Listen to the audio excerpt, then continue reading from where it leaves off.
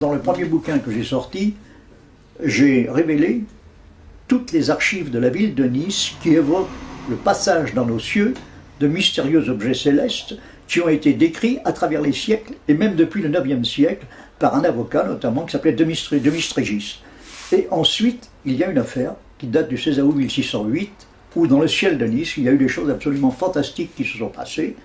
Ces faits ont été archivés, on les retrouve dans les archives de la ville de Nice, et avec une précision, c'est que 8 jours plus tard, les vecteurs, je les appelle ainsi, qui étaient venus au-dessus de notre cité, sont venus au-dessus de Gênes. Et à Gênes, la garnison de Gênes a tiré 800 coups de canon sur ces fameux objets. Et il y a deux personnages qui sont morts, dont un qui s'appelle Bagnatello del Oro, qui sont morts de saisissement lorsque ces fameux objets célestes ont survolé la ville. Alors le titre exact du bouquin, c'est Les veines du dragon ou la magie de la Terre. Je m'étais déjà intéressé beaucoup au magnétisme parce que mes premières culpabilités, je les ai fait en radiesthésie. J'ai appris la radiesthésie.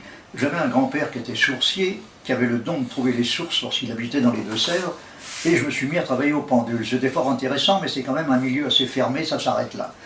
Et ensuite, je me suis intéressé très justement à ces phénomènes. Mes premières démarches ont été faites en radiesthésie.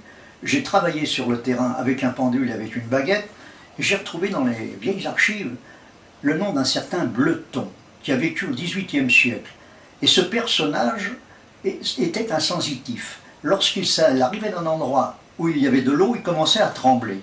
Un jour, il s'est assis sur une pierre, il a pris un malaise. Et le phénomène s'étant répété plusieurs fois, on s'est aperçu que là où ce monsieur Bleuton avait ses malaises, eh bien, il y avait des courants d'eau qui passaient.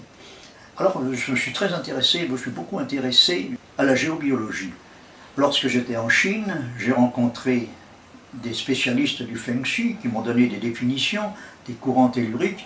Et moi je pense une chose, c'est que nous sommes influencés par les courants magnétiques. En effet, nos hématies, nos globules rouges, contiennent de l'hématite, c'est-à-dire du fer. Lorsque vous êtes fatigué, que vous êtes très fatigué, si vous n'avez plus de fer dans l'organisme, ces hématies sont sensibles au champ magnétique. Et chez l'homme, il y a 3 facteurs qui correspondent et qui interfèrent les uns sur les autres. Le physique, le psychique et le physiologique. Lorsque vous passez au-dessus d'un champ magnétique, il vous influence, il influence vos hématites. Et à partir de là, vous avez certaines sensations. Ce qui peut expliquer justement des phénomènes qui se déroulent au col de Vence où des gens se sentent très mal ou alors ont une sorte d'euphorie. Mais ça n'explique pas la présence de mystérieux célestes, ni de poltergeist comme certains l'ont prétendu. Ça,